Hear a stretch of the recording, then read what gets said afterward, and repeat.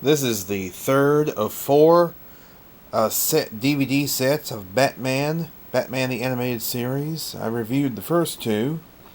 I don't know if I mentioned during those first two reviews, but this year is the 20th anniversary of Batman the Animated Series. Premiered on September 5th, 1992, and just celebrated 20 years last month. Originally aired on the Fox network. I remember it aired at 4:30 Central Time, weekday afternoons. And it was so popular and so well received that it even aired for a time on Sunday nights at 6 p.m. Central on Fox, opposite 60 Minutes. Of course, 60 Minutes, I think, fared better than Batman, but they did air the series opposite 60 Minutes on Sunday nights. So, for a brief time. This set has several episodes, including there's a two-parter called Shadow of the Bat, which introduces us to Batgirl, aka Barbara Gordon, the daughter of the police commissioner James Gordon. And the featured villain is Two-Face, but there's also a new element to the story. A fellow named Gil Mason, who is I think he's a detective or a lieutenant or something like that, but he's not all that he seems. And there's some interesting episodes from 1993 and 1994 on this, and 1995 on this disc set. There's also the two-parter The Demon's Quest, which introduces Ra's al Ghul, or Ra's al Ghul if you prefer. Even though we briefly saw him on the episode Off Balance, but that was where we met his daughter Talia. But there's episodes featuring featuring Hardak, the computer, the big the huge computer data frame, which literally builds replicants of people. And in this episode, we see a replicant of Batman, even though Hardak had been destroyed in the two-parter Heart of Steel. Before it was destroyed, it built one last replicant, that being the Dark Knight himself. We also see Fire from Olympus, which features the one and only appearance on the animated series of Maxie Zeus, who is a tycoon who believes himself to be the Greek god Zeus. He literally believes himself to be the Greek god Zeus, and his penthouse is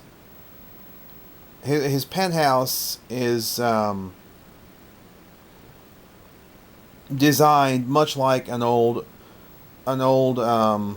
Greek palace, you might say. There's also the first episode featuring the ventriloquist and Scarface. Arnold Wesker is the ventriloquist. Scarface is the dummy, and he's a gangster, of course. We also see the Worry Men, which features the Mad Hatter, Jervis Tetch, voiced by the late great Roddy McDowall. We see Killer Croc.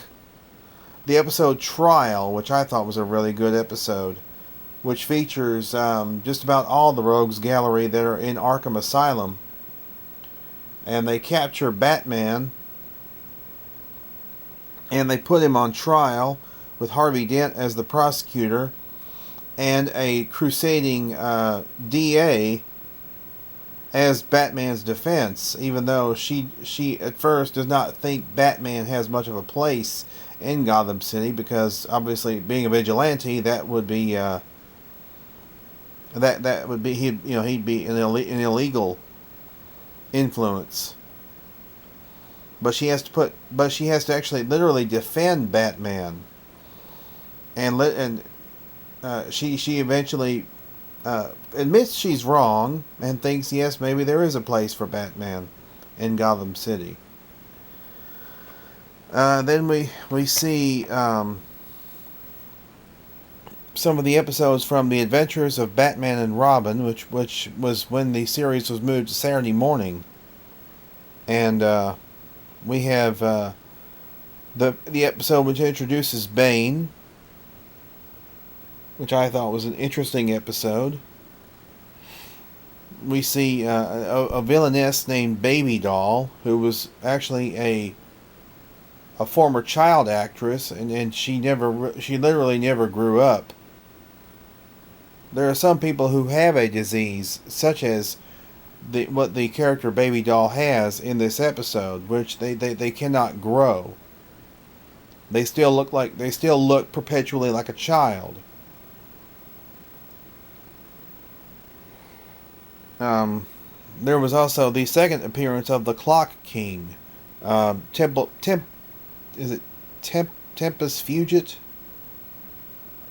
Or Temple Fugit, I believe it was. And Harlequinade, a really, really good episode where we see Harley Quinn teaming up with Batman and Robin temporarily to stop the Joker from setting off a bomb in Gotham City, which he literally bought from an auction. And let's see, where's disc 4?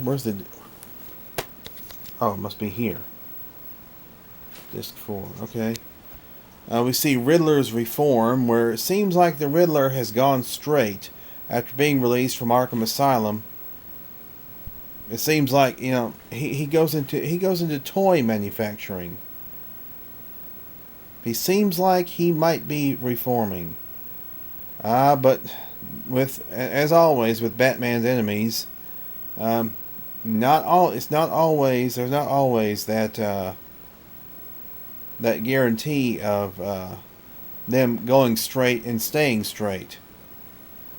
We also see an episode called Lockup, where a new villain emerges who was a former security guard at Arkham Asylum, and he goes crazy. He becomes a costumed.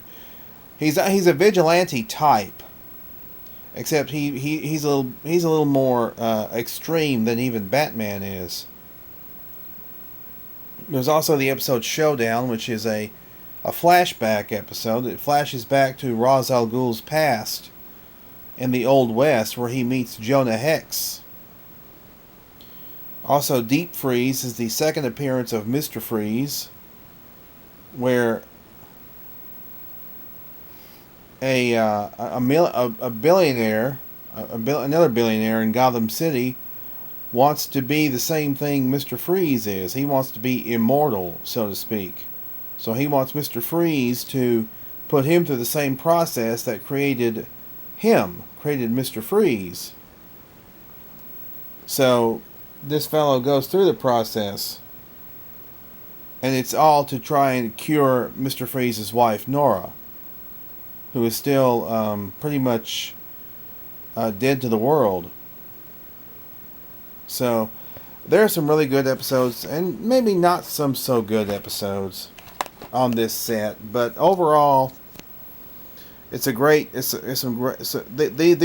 the remaining episodes of the original animated series, which aired on Fox,